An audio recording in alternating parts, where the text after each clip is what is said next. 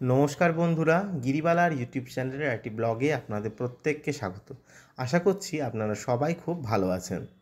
আজ হনুমান জয়ন্তী, আর সেই সঙ্গে কিন্তু আজ চৈত্র মাসের অর্থাৎ এই বছরের মতন শেষ পূর্ণিমা। আর সেই উপলক্ষে কিন্তু আমি আমার বাড়ির যে নারায়ণ বিগ্রহ রয়েছে শালগ্রাম শিলা, তাতে কিন্তু আমি পুজো দিয়েছিলাম।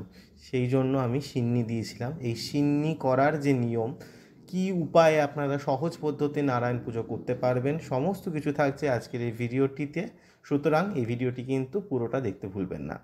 প্রথমে কিন্তু নারায়ণকে স্নান করিয়ে নিয়েছিলাম, আর তারপর কিন্তু যে জুঁয়ের মালাটা এনেছিলাম সেই জুঁয়ের মালাটাকে একটু চেপে চেপে নিয়ে একটা মোটা দেখে মালা করে নিয়েছিলাম, আর সেটাকেই কিন্তু আমি নারায়ণকে পরিয়ে নিয়েছিলাম। নারায়ণের যেহেতু সাদা ফুল খুব প্রিয়, তো সে কারণের জন্য কিন্তু জুঁয়ে মালাটা এনেছি।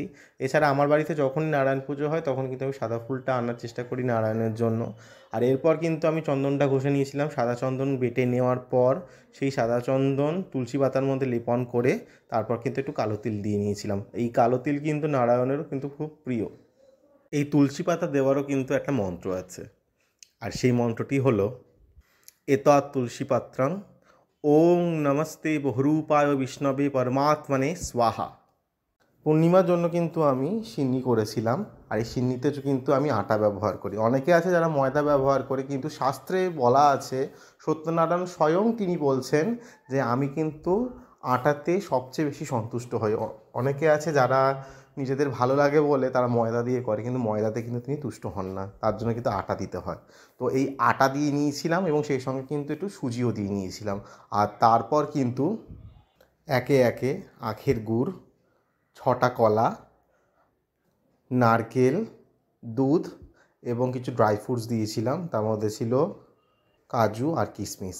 আর সেই সঙ্গে কিন্তু ঘি আর মধুটাও কিন্তু আমি পরে অ্যাড করে দিয়েছিলাম। আপনাদের সঙ্গে এই যে সিন্নির উপকরণগুলো আমি শেয়ার করলাম, এই উপকরণগুলো কিন্তু একটা পরিমাণ রয়েছে, অর্থাৎ নারায়ণকে যে সিন্নিটা দেবেন সেই সিন্নিটা কিন্তু বিভিন্ন পরিমাণে হয়ে থাকে। অনেকে 250 দেন, অনেকে আছে যারা 500 দেন।